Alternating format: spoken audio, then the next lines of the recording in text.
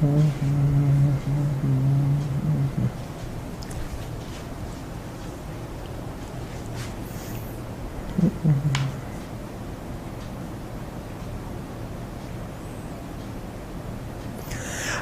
साथियों, स्वागत है आप सभी का वाईफाई स्टडी 2.0 पर। मैं हूं अंकित अवस्थी। न्यूज़ है कि चीनी मोबाइल निर्माता कंपनियां छोड़ सकती हैं भारत।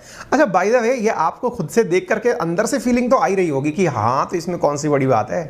बोले क्यों? बोले जो दिख रहा है आजकल, आपने इतनी न्यूज़ ऑलरेडी पढ़ा दी है हमें कि चाइनीज़ मोबाइल कंपनीज़ के सेंटर पर ये सरकार की रेड हुई, किसी का अकाउंट फ्रीज कर लिया, वो सब है। लेकिन अब ये चीज़ें निकल करके आने लगी हैं और कुछ आंकड़े इस बारे में चर्चा करना शुरू कर चुके हैं। और यही कारण है कि प्रमुख रूप से मीडिया हाउसेज ने इस चीज़ को छापना भी शुरू कर दिया है। हाल ही में एक रिपोर्ट बाहर निकली। अच्छा, बाय द वे, जब भी कोई शब्द दिखे ना रिपोर्ट, तो इसका सीधा सा अर्थ ये निकाल लिया करो कि ये अंदर की बात है। बस कोई नाम नहीं बताना चाहता अपना, क्योंकि उसकी भी नौकरी है। बस इस आधार पर ये रिपोर्ट, सोर्सेज, ये सब चल रहे होते हैं ना। ये तो मीडिया वालों के पास साहब आप पैसे देके भी अपना नाम नहीं लिखवा सकते, है ना। ये बहुत बड़े लोग भाग होते हैं। ऐसी स्थिति में चाइनीज मोबाइल फर्म में setup plant in other countries due to India crackdown. अब बाय द वे, पता तो है ना इंडिया क्रैकडाउन क्या है? नहीं पता है तो इस सेशन को देखिए, आपको सब पता चल जाएगा। इंडिया का मोबाइल मार्केट पता चल जाएगा, इंडिया क्या कर रहा है, इंडिया से कितनी कंपनी छोड़कर भाग गई हैं। आपको सरप्राइज होगा कि हमारे पास देश में से 2017 से लेकर अभी तक 2000 से ज़्यादा कंपनी भारत छोड़ के जा चुकी हैं कि भैया ना हो पा रहा हमसे, हम जाएंगे। तो क्या है वो सब कारण, आज के सेशन में चर्चा में आएंगी। Chinese mobile firm plan to setup plant elsewhere amid India crackdown, ये सब न्यूज़ आपके सामने चल रही है। मोबाइल की चर्चा इन दिनों वाकई में हम भी कुछ ज़्यादा ही कर रहे हैं। जब से टाटा वालों ने कहा कि हम आईफोन बनाएंगे, या वेदांता वालों ने कहा कि हम फॉक्सकॉन के साथ टाई अप करके गुजरात में जाएंगे, तब से लग रहा है कि देश में एक ही चीज़ बन रही है, दैट इज़ मोबाइल, है कि नहीं। चाइनीज़ मोबाइल फोन कंपनी जो है वो इंडिया छोड़ सकती है। ये न्यूज़ प्रमुख रूप से छापी सबसे पहले इंडियन इकोनॉमिक्स टाइम्स जो है उसके द्वारा ये न्यूज़ छापी गई। और उन्होंने कहा कि भाई, भारत सरकार जिस प्रकार से काम कर रही है ना, उसको देखते हुए लग रहा है कि हमारा अब यहाँ पर ज़्यादा दिनों तक का मान मसाला बचा नहीं है। यही कारण है कि वो इंडिया से निकल करके इंडोनेशिया, बांग्लादेश, नाइजीरिया ऐसी जगह पर जाना चाह रही है जहाँ इंडिया से भी सस्ता लेबर है और इंडिया जैसा ही मार्केट है। क्योंकि इंडोनेशिया जो है वो टॉप 5 कंट्रीज़ में आता है जहाँ पर कि इन्वेस्टमेंट के चांसेस बहुत ज़्यादा है। इसका मतलब सीधा सा बात यह है कि साहब, अगर चाइनीज़ फर्म यहाँ से निकलती हैं तो इंडिया को क्या फ़ायदा या नुकसान होगा, इसकी भी चर्चा आज के दिन बहुत ज़्यादा ज़रूरी है। बाय द वे, आपको अगर नहीं पता है कि इंडिया में ऑलरेडी कौन कौन सी चाइनीज़ मोबाइल कंपनी हैं, तो मैं आपके सामने नाम से चर्चा कर लेता हूँ। One plus, MI। अच्छा, मुझसे ज़्यादा आप जानते हैं कि चाइनीज़ फर्म्स कौन सी हैं, फिर भी आपके सामने कुछ नाम हैं। चाहे वो वन प्लस है, MI है, वीवो है, रियलमी है, हुआवे है, जियोनी है, IQ है, इधर G5 है, TCL है। ये सब प्रमुख ब्रांड्स हैं जो कि इंडिया के अंदर ऑलरेडी काम कर रहे हैं या इंडिया में मोबाइल मार्केट के अंदर अपनी प्रेजेंस बनाकर रखे हुए हैं। अगर हम बात करते हैं कि स्मार्टफोन्स के अंदर कौन सी कंपनी सबसे ज़्यादा डोमिनेट कर रही है, तो क्वार्टर जो 2022 का निकला उसके अंदर सबसे ज़्यादा मार्केट में जिसकी पकड़ रही ना, वो Xiaomi था। Xiaomi के बाद में सर सैमसंग था, रियलमी था। सैमसंग इकलौती साउथ कोरियन कंपनी है जो आपको टॉपर्स में दिखाई देगी। अदरवाइज यूं मान के चलिए कि टॉप 50% से ज़्यादा जो मार्केट है ना इंडिया के मोबाइल का, वो चाइनीज़ फ़ोनों के पास है।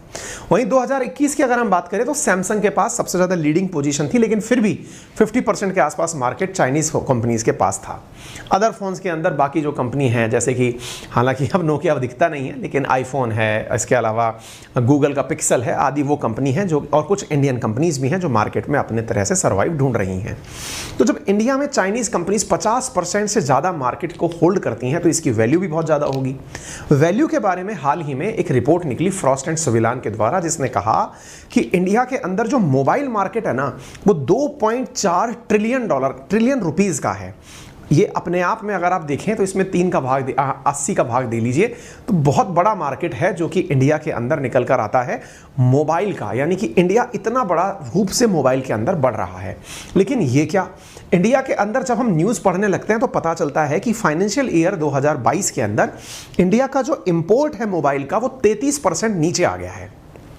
एक मिनट, एक तरफ आप कह रहे हो कि इंडिया का मार्केट बहुत बड़ा है, एक तरफ आप कह रहे हो कि इंडिया का इंपोर्ट घट के 33% नीचे आ गया है। क्यों साहब, हमने मोबाइल रखना बंद कर दिया या हमारे मोबाइल हमने चेंज करने बंद कर दिए? महंगाई बहुत ज़्यादा बढ़ गई क्या? जी नहीं। अब इसके पीछे का कारण क्या है? 33% हमारा कम करने का सबसे बड़ा कारण यह है कि अब इंडिया में मोबाइल बन रहे हैं। कौन से? यही वाले चाइनीज़ मोबाइल। जैसे Xiaomi जो है ना, उसका मोबाइल आंध्र प्रदेश में बन रहा है। लेनोवो चेन्नई में बन रहा है, ओप्पो नोएडा में बन रहा है, वीवो ग्रेटर नोएडा के अंदर बन रहा है, वन प्लस भी नोएडा के अंदर बन रहा है। तो जब इतने सारे फोन इंडिया में ही बन रहे हैं तो फिर हम इंपोर्ट क्यों करें? हमें तो ये अपने ही देश में बनाकर यूज करने हैं। अब आपके दिमाग में एक सवाल आएगा, फोन चाइनीज है तो फिर हमारे देश में कैसे बन रहा है और फिर हमको क्या फायदा हो रहा है? फिर हम इसको चाइनीज क्यों कह रहे हैं जब हमारे देश में बन ही रहा है? इसको मैं सरल रूप से आपको बता दूं, फोन जहां पर भी बनता है उसके आधार पर उसका नाम मेक इन इंडिया के आधार पर रख दिया। जैसे इंडिया में बन रहा है तो मेक इन इंडिया, चाइना में बन रहा है तो मेक इन चाइना। अब कंपनी चूंकि वो चाइना की है तो वो इस जगह से प्रॉफिट कमा के अपने पास ले जाएगी। फिर हमें क्या फायदा हुआ जब प्रॉफिट वो ले गई? अरे साहब, आपको रोजगार चाहिए और रोजगार के लिए देश में ही मैन्युफैक्चरिंग हो, ये हमारी पहली नीड है। और यही कारण है कि भारत सरकार मेक इन इंडिया को बहुत ज्यादा मोटिवेट कर रही है कि भाई हम खरीदेंगे नहीं, आप कमा के ले जाओ हमारे पास से, कोई बात नहीं, लेकिन रोजगार देके जाओ ताकि हमारी देश की जीडीपी इंक्रीज हो। जब माल बनना ही है तो हमारे लिए क्यों ना बने? और ये आपके सामने है। आपको मालूम होना चाहिए कि फॉक्सकॉन हो या विस्ट्रॉन हो, ये सब इंडिया के अंदर ही वर्तमान के अंदर आईफोन का निर्माण कर रही हैं। इसका मतलब ये हुआ कि इंडिया का मार्केट मेक इन इंडिया की दिशा में चल रहा है। अब सवाल बनता है कि अगर ऐसा है तो फिर ये जाने की बात क्यों कर रही हैं? साहब, इसलिए कर रही हैं क्योंकि इंडिया में बहुत सारे इस समय ऐसे केसेस हो रहे हैं जो टैक्सेशन से रिलेटेड हैं, जिससे भारत सरकार का इनके ऊपर प्रभाव नकारात्मक पड़ रहा है। चर्चा करेंगे उसकी, लेकिन फिलहाल के लिए इंडिया के मार्केट ने मेक इन इंडिया के माध्यम से कितनी ग्रोथ की है उसे आप देखिए। जैसा मैंने आपसे कहा कि हमारा इंपोर्ट 33% गिर गया है, यानी हमने इतने मोबाइल नहीं मंगवाए, यानी कि हमने अपने यहां ही बनाए। तो उसको आप इंडिया के अंदर कैसे नोटिस करते हैं? तो आप देखिए, 33% हमने इंपोर्ट नहीं किया, 28% हमने अपने ही यहां पर मोबाइल के अंदर ग्रोथ देख ली। फाइनेंशियल ईयर 2021-22 के अंदर हमारे मोबाइल के बनाने से हमने 28% इजाफा। तो आप तथ्यों को मैच कर पा रहे हैं? 33% इंपोर्ट कम हुआ, 28% हमारा खुद का बढ़ गया, यानी कि इंपोर्ट को हमने अपने यहां पर बनाकर बैलेंस कर लिया। तथ्यों के हिसाब से बात करें तो इंडिया ने रेवेन्यू के अंदर अगर एक साल की बात की जाए, 2021 का फाइनेंशियल ईयर क्वार्टर फर्स्ट और इसका भी क्वार्टर फर्स्ट जो है, अगर इनका कंपैरिजन करें तो इंडिया ने 250% की मैसिव इंडिया के अंदर मैन्युफैक्चरिंग के अंदर हमने एक्सपोर्ट में ग्रोथ देखी है। जहां इंडिया पहले 1300 करोड़ रुपए के मोबाइल एक्सपोर्ट करता था, अब हम खुद एक्सपोर्टर नेशन में आ गए हैं। 4600 करोड़ रुपए के हमने मोबाइल बेच दिए बाहर। अब आप पूछेंगे, एक मिनट, बेच कैसे दिया? आप तो खरीदने वाले हो ना। अरे तो भाई, ज्यादा माल बनेगा तो बिकने भी जाएगा। आज हमारे देश में हम खेती करते हैं तो खुद के खाने के लिए तो करते ही हैं, लेकिन ज्यादा बन जाता है तो हम बेच भी देते हैं ना। तो एग्जैक्टली हमने अपने यहां पर ये तो डिफरेंस देख लिया, कितने का माल बनाया और उसको बनाकर हमने बेच और दिया, यानी कि हमने एक्सपोर्ट में तो बहुत ही जबरदस्त उछाल देखा है। ऐसी स्थिति के अंदर अब सवाल बनता है कि साहब, अगर हमारे देश के अंदर जो ये उछाल दिखाने वाली कंपनी है, जिन्होंने हमें ये दिन दिखाए, अगर ये चली गई तो क्या होगा? और जाने के बारे में ये विचार क्यों कर रही हैं? ये न्यूज़ निकल कर कैसे आई? हाल ही में क्या हुआ कि एक चाइनीज मोबाइल फोन कंपनी है जिसका नाम है ओप्पो और वीवो एक ही तरह से डील होती हैं। तो ये जो ओप्पो कंपनी है ना, इसके अधिकारियों के द्वारा हाल ही में इजिप्ट की सरकार के साथ $20 मिलियन का समझौता किया गया है। आप ये न्यूज़ देख सकते हैं, ग्लोबल टाइम्स की ये न्यूज़ है, अभी 14 सितंबर की ही न्यूज़ है, आज से 4 दिन पहले की, जिसमें लिखा है कि ओप्पो रिपोर्टेड इजिप्ट डील में Herald exodus of Chinese mobile firm from India. Global times ने अपने द्वारा मेंशन करते हुए लिखा है कि साहब, इंडिया से मोबाइल निर्माता निकलेंगे और कहां जाएंगे? इजिप्ट में जाएंगे। बाय द वे, इजिप्ट कहां है? स्वेज कैनाल के आसपास ढूंढ लीजिएगा, आपको मिल जाएगा, है ना। स्वेज कैनाल, लाल सागर, भूमध्य सागर, इसके बीच में, ठीक है। तो कहने का अर्थ क्या है कि इंडिया से निकल करके मार्केट के बीच में ही कहीं ना कहीं बैठ करके मोबाइल का निर्माण किया जाएगा। जब कारण ढूंढे गए तो साहब, कारण निकल के आया कि इंडिया के अंदर ना टैक्स को बचाने के नाम पर हमारे ऊपर बहुत ज्यादा सरकारी रेड होती हैं।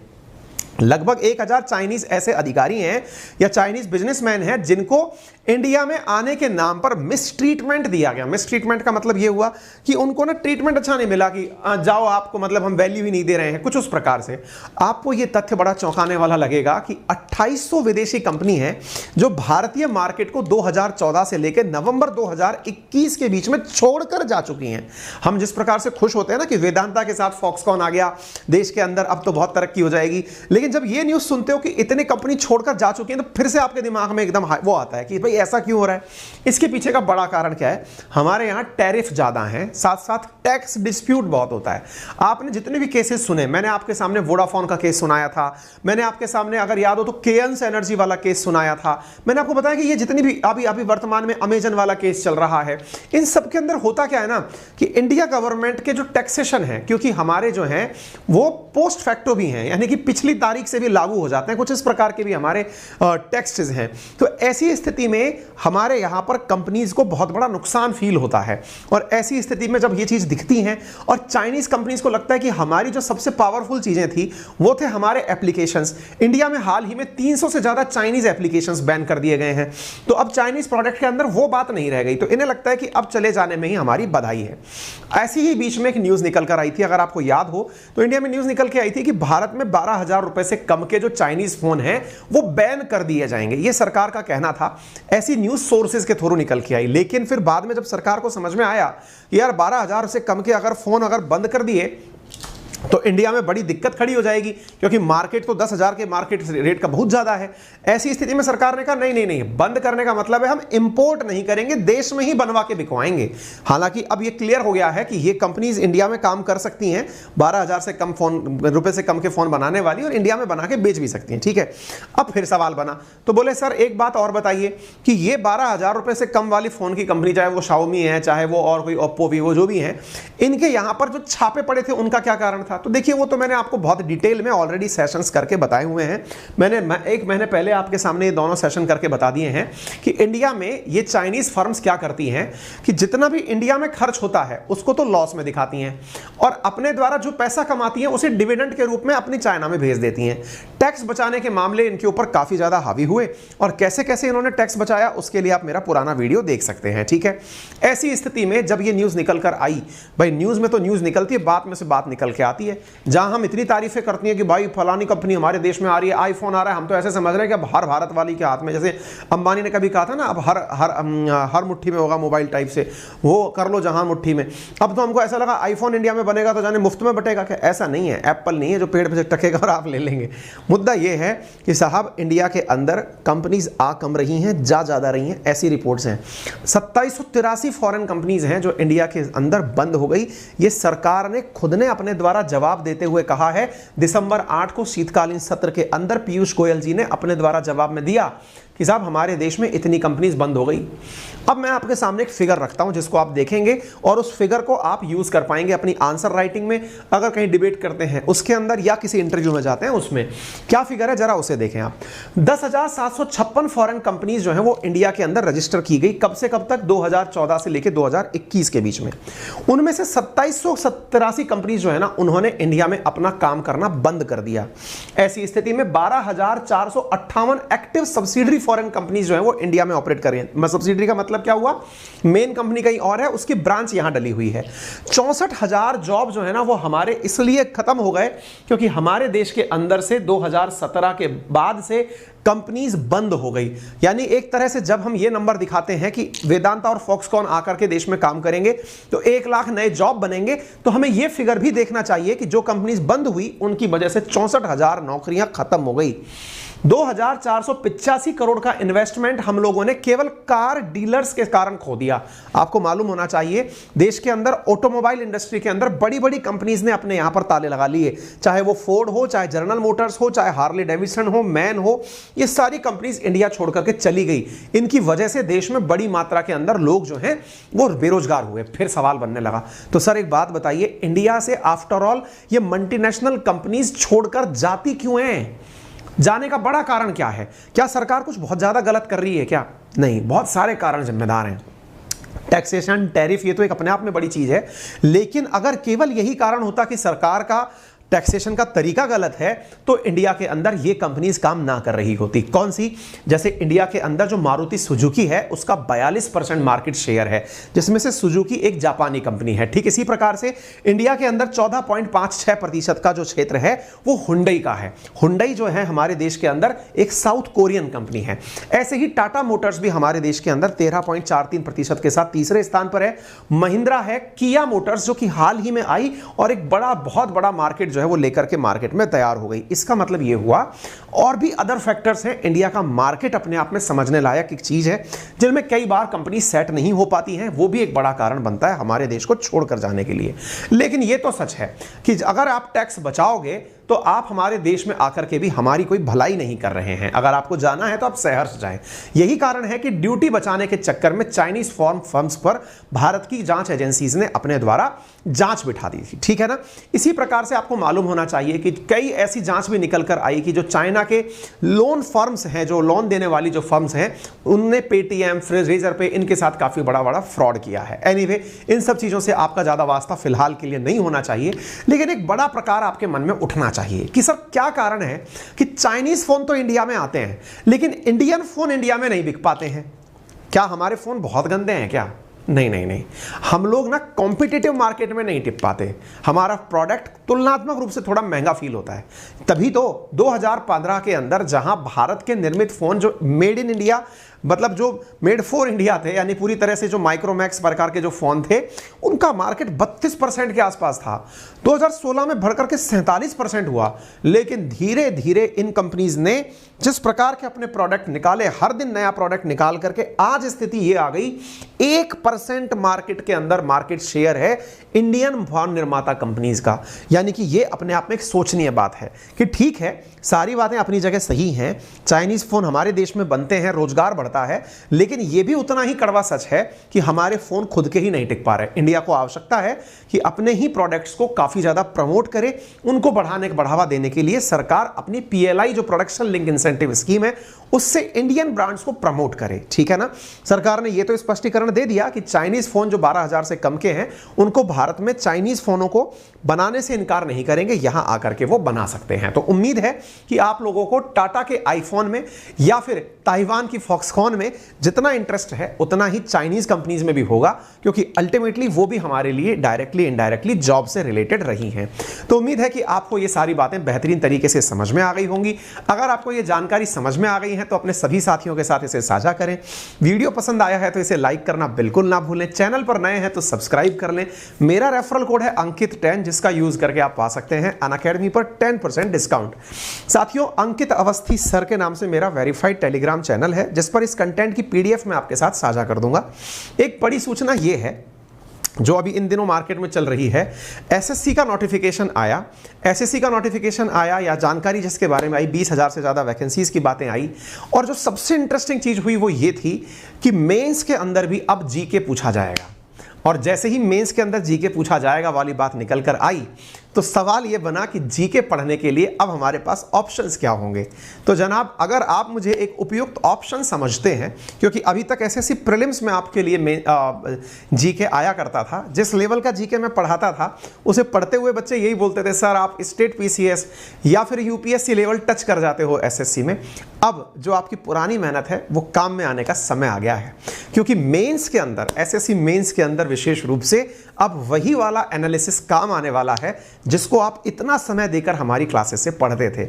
यानी कि RNA या फिर हमारी क्लासेस वो आपके लिए फायदेमंद है, ये अब सिद्ध होने वाला है। तो जल्दी ही लौटेंगे आपके साथ इस प्लान के बारे में चर्चा करने के लिए। फिलहाल तो आप कमेंट बॉक्स में बता दीजिएगा कि आप क्या चाहते हैं। बाकी मैं UPSC वाले विद्यार्थियों को बता दूं कि उनके लिए टॉप एडुकेटर्स के द्वारा क्रिएटेड कोर्स हमारे द्वारा उपलब्ध कराए जा रहे हैं। 2 प्रकार के कोर्सेज हैं, प्लस और आइकॉनिक, जिनमें आप पार्टिसिपेट कर सकते हैं। प्लस कोर्सेज की खासियत यह है कि इसमें आपके पास वाइड वैरायटी ऑफ एडुकेटर्स होता है, बहुत सारे कोर्सेज होते हैं, आप उसमें किसी को भी ज्वाइन कर सकते हैं। आइकॉनिक में आपको एक मेंटर मिलता है जो आपको चॉइस करते समय बताता है कि भाई ये कर लीजिए, ये सही रहेगा, ये नहीं रहेगा। वर्तमान में एक ऑफर चल रहा है जो कि 23 सितंबर तक वैलिड है। अगर आप 12 महीने का कोर्स परचेज करते हैं तो उसके ऊपर 1 महीने का एक्सटेंशन दिया जा रहा है। 18 महीने के कोर्स के साथ 4 महीने का एक्सटेंशन दिया जा रहा है। UPSC का एक नया बैच सितंबर 22 से भी शुरू हो रहा है, जिसे आप ज्वाइन कर सकते हैं। UPSC का इस रविवार को भी एक कॉम्बैट है, जिसके माध्यम से आप अपनी तैयारी को जांच सकते हैं। UPSC के अंदर मेंस को लेकर के एक नई टेस्ट सीरीज शुरू हुई है जो कि 14,990 रुपए में है। मुझे बड़ा गर्व होगा जब आपके साथ मैं इस बार मेंस में आए हुए क्वेश्चंस डिस्कस करूंगा। जल्दी ही, होपफुली मैं कल ही आपके सामने UPSC मेंस में जो इस बार पूछे गए प्रश्न हैं, जो अपनी क्लासेस से आए हैं, उन्हें मैं आपके साथ सहर्ष डिस्कशन में पाऊंगा। आपको अच्छा लगेगा कि हमारी मेहनत कितनी यथार्थ रही और कितनी नहीं रही। बाकी अनअकैडमी के कोर्स परचेज करने में अगर आपको किसी प्रकार की दुविधा होती है तो आपकी सहायता के लिए एक सहायता सूत्र है और उसका नंबर है 7878158882। आप वहां पर हमसे कनेक्ट कर सकते हैं। आपका समय शुभ हो। धन्यवाद।